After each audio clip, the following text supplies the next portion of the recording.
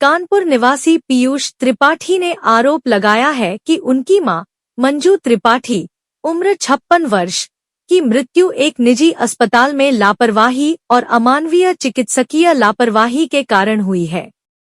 इस मामले में पीड़ित ने राष्ट्रीय मानव अधिकार आयोग को पत्र लिखकर उच्च स्तरीय जांच और कार्रवाई की मांग की है। पीयूष त्रिपाठी के अनुसार उनकी मां को 27 मार्च 2025 को पेट दर्द की शिकायत पर नजदीकी रक्षा अस्पताल में ले जाया गया। वहां डॉक्टरों ने सलाह दी कि मरीज को तुरंत किसी बड़े अस्पताल में भर्ती किया जाए।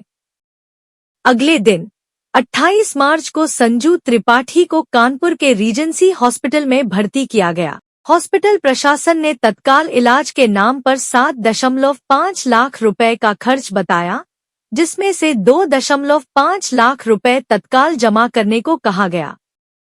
कई दस्तावेजों पर हस्ताक्षर कराए गए, लेकिन परिवार को कोई रसीद की प्रतिलिपि नहीं दी गई।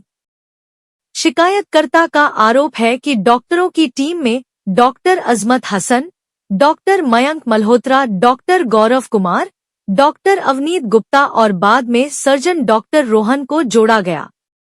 31 मार्च को डॉक्टरों ने कहा कि मां की आंतों में इंफेक्शन है और तुरंत ऑपरेशन करना होगा।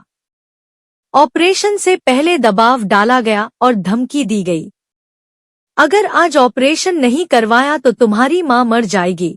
इस धमकी के बाद बेटे ने उधार लेकर 1.70 लाख रुपए जमा किए। ऑपरेशन के बाद डॉक्टरों ने कहा कि आपकी मां की पूरी आंत निकाल दी गई है और अब जीवन की कोई गारंटी नहीं है।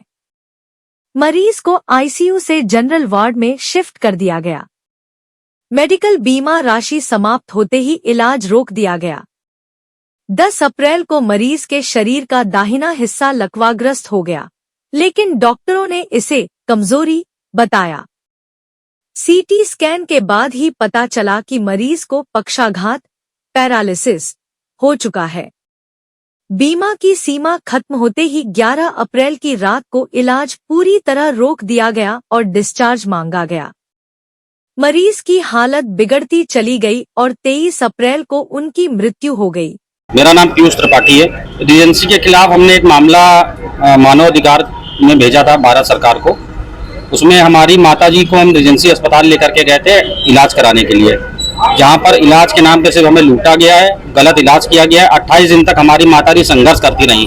उनकी पूरी आंत ही निकाल दी डॉक्टर ने। पहले बोले कि हम आंत का ऑपरेशन करेंगे और उसमें से जो पार्ट खराब होगा वो पार्ट हटा देंगे। वहाँ के डॉक्टरों ने हमको बताया, विश्वास दिलाया कि मतलब आपकी माताजी ठीक हो जाएंगी। तो हमने बोला भी कि हमें ऑपरेशन नहीं कराना, तो हमारे ऊपर दबाव बनाया गया कि नहीं, आप अगर ऑपरेशन नहीं कराओगे तो आपकी माताजी नहीं रहेंगी, नहीं बचेंगी, वो इसमें साइन करो, कागज में लिख करके दो।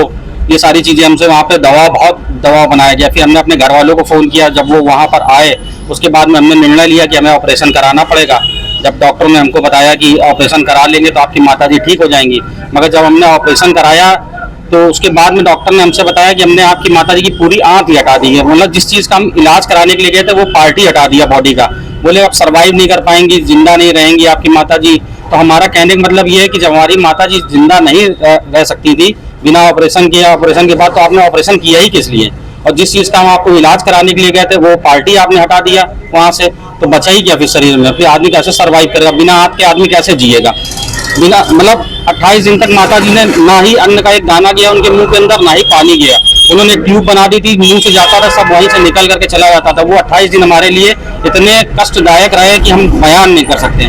मगर हम ये चाहते हैं कि ऐसा कानून इस देश में बने जिससे पारदर्शिता रहे, डॉक्टर लूटे नहीं। वही दवाई जो वहाँ पे अंदर हमको 850-900 रुपए की पड़ रही थी, वही बाहर हमको 150 रुपए की दवाई पड़ रही है। मतलब इतनी लूट वसूट चल रही है वहाँ पर। केवल मेडिकल किडनैपिंग के तरीके यूज किया जा रहा है वहाँ पे पेशेंटों को।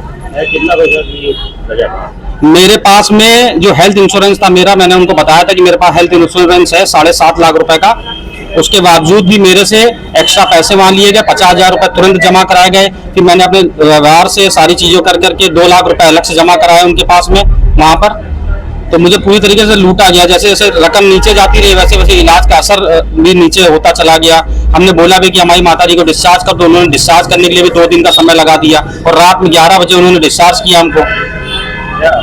जो जांच आपकी आई है मानवाधिकार से, की जांच कौन कर रहा है और कब रिपोर्ट की है? मानवाधिकार एसोसिएशन का मैं बहुत बहुत धन्यवाद देना चाहूँगा, जिन्होंने पहली ही बार में मेरी रिक्वेस्ट स्वीकार करी, जिन्होंने कानपुर के डीएम साहब को, जो कि बहुत ईमानदार हैं, और कानपुर के सीएमओ साहब, जो कि बहुत अच्छे हैं और बहुत ही अच्छे व्यक्ति हैं, जो कि बहुत अच्छे से जांच करेंगे मेरी माताजी का, मुझे पूर्ण विश्वास है सब चीज़ों को लेकर। रिपोर्ट कर देंगे। 22 तारीख को उन्होंने नोटिस इशू किया है अंडर सेक्शन 19 के तहत कानपुर के डीएम साहब को, कानपुर के सीएमओ साहब को, इसकी जांच करें और जो भी रिपोर्ट सामने आती है वो वहाँ प्रस्तुत करें।